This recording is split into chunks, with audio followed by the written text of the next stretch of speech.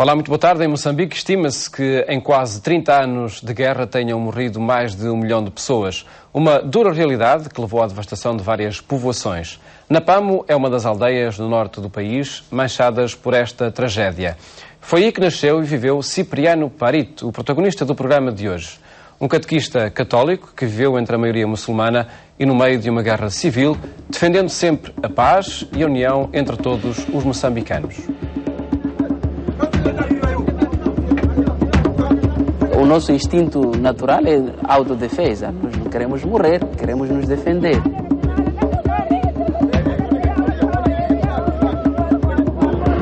Mas quando um nosso irmão, um catequista, chega a esta maturidade de não posso prejudicar a ninguém e vê ali katanas e pessoas menos escrupulosas e prontas para matar, e ele é capaz de escolher esta via e não outra que era possível.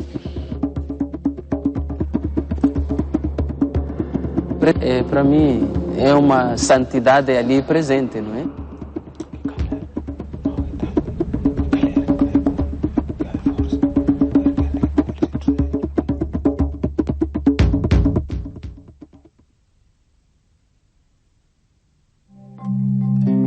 De acordo com as estimativas, o número de mortos resultantes da Guerra da Independência de Moçambique, que durou 11 anos, e da subsequente Guerra Civil, que deflagrou pouco depois e se prolongou por 17 anos, foi superior a 1 milhão de pessoas. Outros 3 milhões viram-se obrigados a refugiar. À medida que o domínio colonial português se aproximava lentamente do fim e sob a alçada do regime do Partido Comunista Frelimo, com os seus conflitos com os guerrilheiros da Renamo, a perseguição e a violência afetaram também os cristãos. Muitos missionários foram expulsos ou abandonaram o país devido aos conflitos. Os poucos padres locais que permaneceram tiveram de assumir as suas responsabilidades, enquanto muitas pequenas comunidades cristãs dispersas ficaram sob os cuidados de catequistas leigos.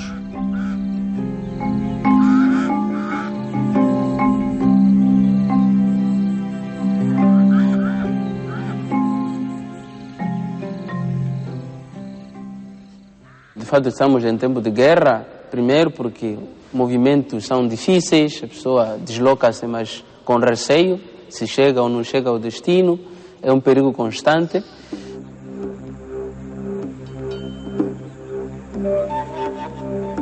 E este catequista deve ir, às vezes, à missão, buscar, por exemplo, a Eucaristia e trazer para a sua comunidade. E na comunidade, o próprio catequista é responsável pela catequese, é preparar os catecúmenos para os sacramentos, é responsável pelas celebrações dominicais, ao domingo, onde não há Eucaristia. Aqui as comunidades fazem a celebração da palavra, isto é, assistir a comunidade com muitos sacrifícios, viagens, fome, às vezes carências materiais, não recebem subsídio.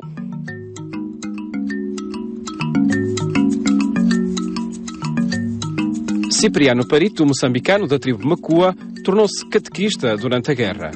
Nasceu no norte do país, na vila de Napano, no seio de uma família muçulmana, mas foi enviado para uma escola católica numa missão de moeria.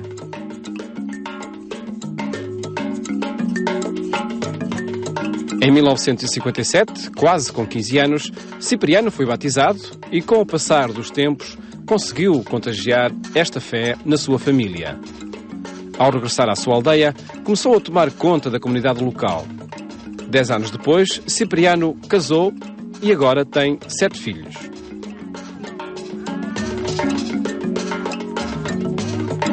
Tem família, tem filhos, tem que tomar conta, tem que educar, não é? Primeiro, mas tem a comunidade, tem que celebrar, tem que dar catequese, tem que olhar os problemas das famílias e depois tem que ir aos cursos, não sei aonde, participar, às vezes uma semana.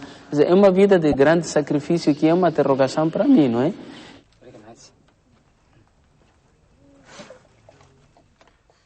Eu No dia do nosso casamento pela igreja, ele já se encontrava ao serviço da igreja, na comunidade, juntamente com os seus amigos. Ele costumava obrigar os colegas a visitar os pobres e a ajudar os mais necessitados, a distribuir combustível àqueles que precisavam, a ajudar com o trabalho nos campos. Geralmente eles discutiam estes assuntos durante as reuniões que organizavam. Ele entendia-se muito bem com os nossos filhos e conversava muito com eles, reunia-os e passeava com eles, sempre com grande calma, falando sobre o catecismo e a escola. Ele abordava sempre estes dois assuntos. Costumávamos rezar juntos, de manhã, à tarde e à noite. Ele reunia as crianças e então rezávamos todos juntos, para depois as crianças irem dormir. Acordávamos as crianças muito cedo para podermos rezar todos juntos. Depois cada um ia fazer as suas tarefas e também ele saía de casa para mais uma das suas muitas jornadas.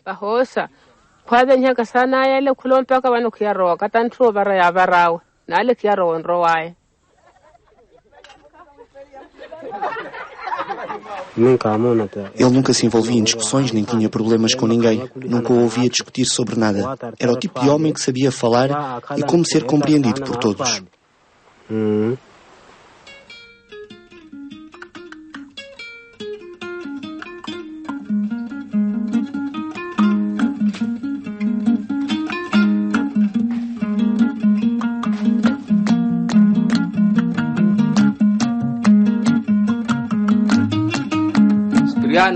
O meu irmão era muito calmo, paciente, estava sempre bem disposto. Vivia uma boa vida com a esposa, dedicou toda a sua vida à agricultura, exatamente para, tal como a maioria de nós, ter comida suficiente para colocar na mesa para ele próprio, para a mulher e para os filhos. Era caçador, costumava apanhar animais selvagens nas redes, bem como feijões e outras aves.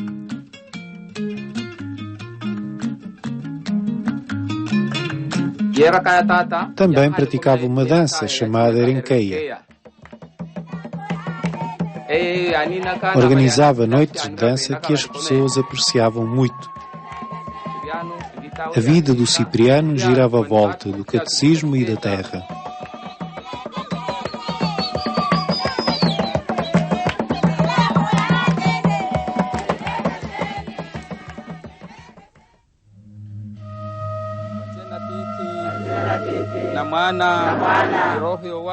Como catequista, Cipriano tentou estar perto das pessoas e dos seus problemas, falar sobre o Evangelho na sua língua, compreensível a todos, e encorajar todos a viverem uma vida de fé com fidelidade, apesar da guerra, da fome e das dificuldades com que os cristãos se deparavam.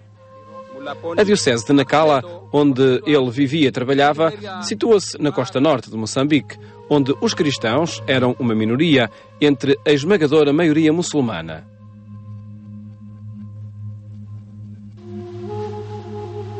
Os muçulmanos da parte do litoral são um pouco mais agressivos em relação aos muçulmanos do interior, não é? Os muçulmanos estão na parte do interior, onde, por exemplo, eu trabalho, é gente simples, colaboramos, trabalhamos, nunca há palavras injuriosas ou da parte deles. E vez, na parte litoral, há um pouco de tendência de agredir pessoas de outra fé. Por exemplo, os cristãos muitas vezes se queixam que quando vão ao domingo ou quando estão a rezar ao domingo, aparecem grupos de muçulmanos a injuriar, a ofender, a insultar ou a fazer barulho, ou quando há procissões. Então, há um pouco de intolerância religiosa da parte dele. Então, o ambiente onde Cipriano cresceu é este também, um pouco de falta de tolerância.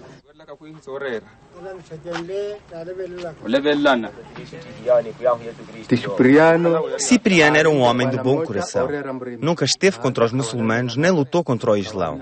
Nunca antagonizou os muçulmanos e não havia um único muçulmano que lutasse contra ele.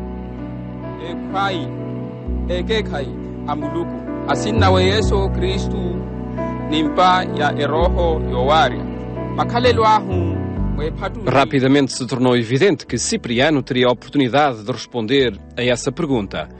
Apesar do conflito armado, Cipriano continua a catequizar incessantemente. Em 1982, quando a situação se torna ainda mais desafiante devido à fome, ele e a sua família mudam-se para o distrito de Matibane. Imediatamente organiza uma comunidade cristã e lidera as orações, catequiza e fortalece as pessoas nos tempos difíceis da guerra. A 28 de agosto de 1984, Os guerrilheiros da Renam chegaram à sua aldeia à procura de secretários do partido da Frelimo e de milícias. Perguntaram a um homem idoso quem era o secretário do partido na aldeia. Ele respondeu, Cipriano, e conduziu-os até casa dele. Cipriano nega a afirmação, mas ao mesmo tempo recusa a indicar o nome do verdadeiro secretário ou de membros da milícia, sabendo que seria morte certa para estes se ele o fizesse. Provavelmente aquele que conduziu eles até Cipriano pensava ele salvar a sua pele, não é?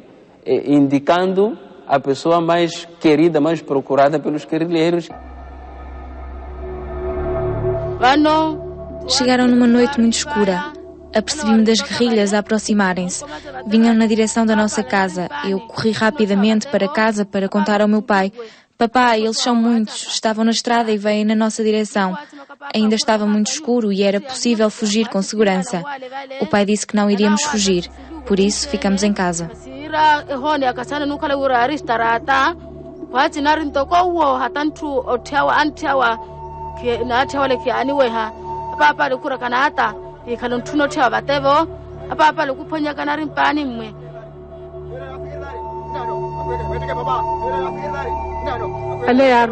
Quando vieram perguntar pelo secretário, ele disse-lhes, não conheço nenhum secretário nem outro chefe, não conheço ninguém, apesar de os conhecer a todos e de alguns até estarem presentes na sala.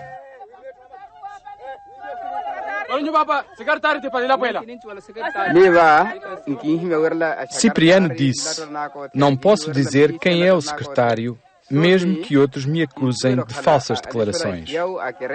Segui-o juntamente com o meu cunhado.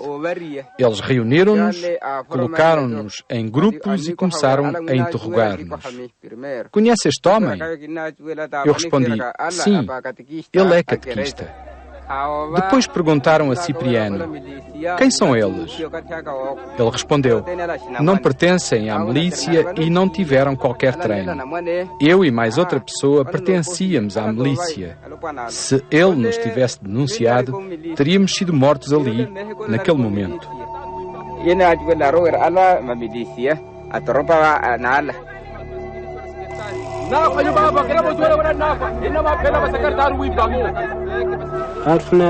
Se ele tivesse revelado pelo menos o nome do secretário, teria com certeza sobrevivido. Cipriano sabia muito bem quem era o secretário, porque não era nenhum desconhecido. Na verdade, era um homem muito importante na sua região. Se ele tivesse confirmado que nós pertencíamos à milícia quando lhe perguntaram, isso teria sido o nosso fim. Não teríamos sobrevivido.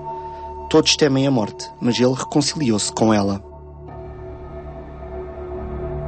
Então, os guerrilheiros, a este ponto, decidem tomar uma decisão cruel. E qual é a decisão? Faltando-lhes uma confirmação, não sei, provavelmente a afirmação do SWAT e a recusa do Cipriano, então eles decidem matar os dois.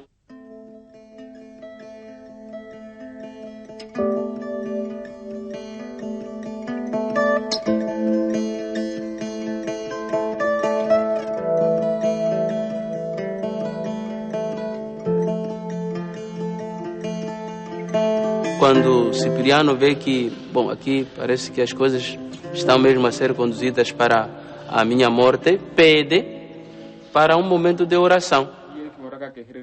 O SWAT também, que era muçulmano, aproveitou a ocasião também, foi rezar. Então Cipriano entrou para a capela, que uns metros do lugar onde estavam concentrados, foi rezar e depois de rezar voltou novamente para o lugar da concentração. Vamos, vamos. Vamos. Vamos, vamos.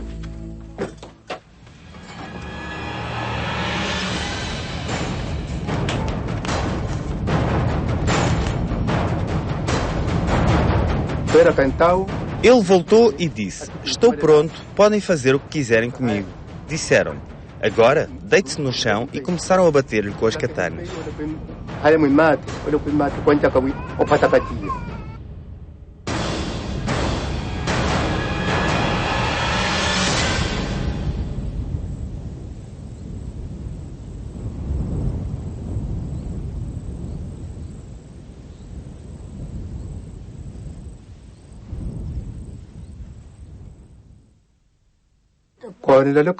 Considero um homem com uma fé excepcionalmente forte. Se ele fosse uma pessoa sem fé, como eu, teria imediatamente entregado todos os membros da milícia. Teria indicado os nomes de todos, um a um, mas não o fez.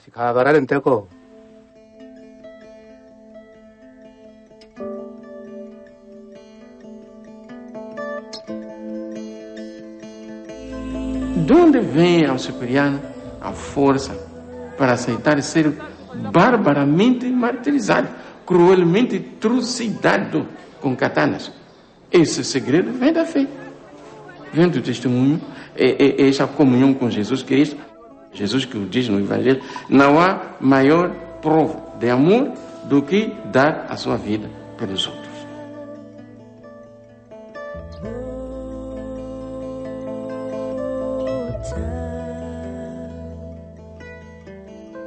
O homem que traiu Cipriano sobreviveu ao ataque da guerrilha.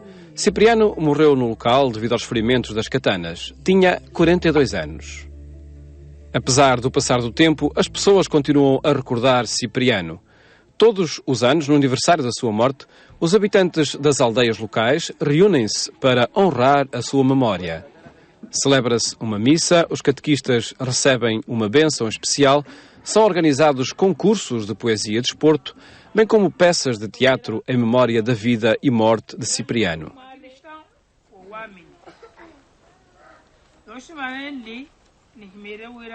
Às vezes, quando a pessoa está viva, a gente não liga muito, não é?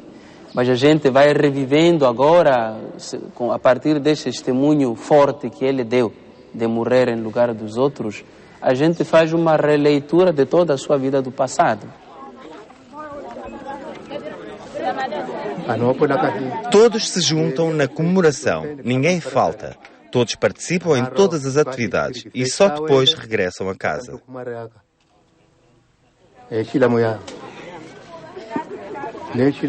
É claro que os muçulmanos também participam em tudo. Todos nós, muçulmanos, acreditamos que Cipriano era um homem com um coração muito bom. Sacrificou o seu corpo e a sua vida para salvar outras pessoas. Exatamente como Jesus Cristo, que dedicou a sua vida e morte para redimir toda a humanidade. Ele fez exatamente o mesmo.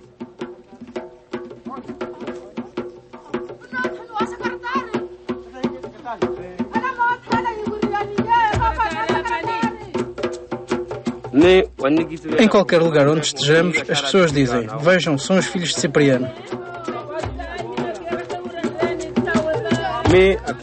Quando o público assiste às representações, parte-se-me o coração.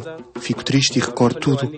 Mas aprecio que as pessoas continuem a vir à missa e à apresentação e que não o esqueçam, que mantenham viva a memória.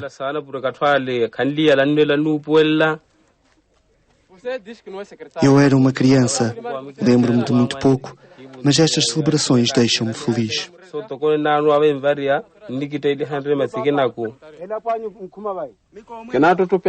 Fico muito triste quando penso em toda a injustiça que fizeram com meu pai. Por outro lado, fico feliz por tantas pessoas se lembrarem dele. Eles recordam-no, apesar de ele não ser muito conhecido, ser pobre, ter poucas posses, não possuir carros de luxo, nem ser uma estrela.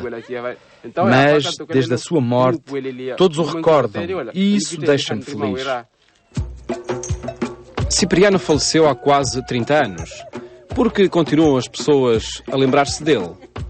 Quem foi ele para as pessoas e quem é hoje para elas este modesto catequista da tribo Makua?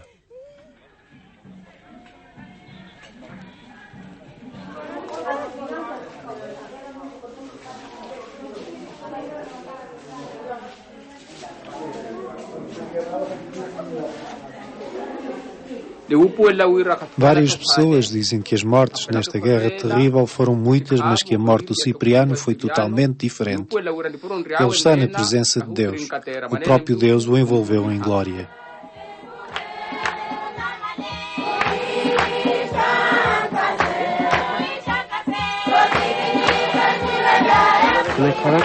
Nunca tinha acontecido nada assim, até à morte de Cipriano. Nunca. Nunca tinha ouvido falar de algo assim.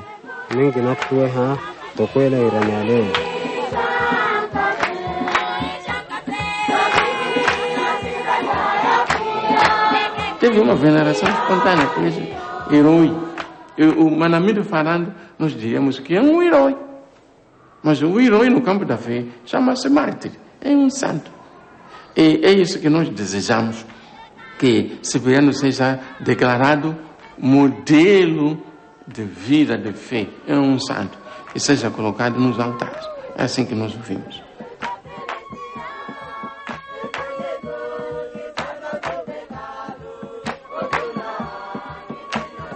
O Cipriano, eu considero sempre, até os santos consideram provocadores, não é? São, uma dessas pessoas que Deus coloca no nosso caminho para nos provocar, para nos chamar a atenção, não é? E penso que este leigo, este catequista, para mim, padre, não é? Fica uma provocação na minha fé. Foi capaz de uma tal maturidade, não é? A este ponto de poder ele mesmo esquecer-se a si próprio, não é? E não lutar para a sua própria sobrevivência, a sua própria salvação do momento, mas poder abrir os horizontes assim.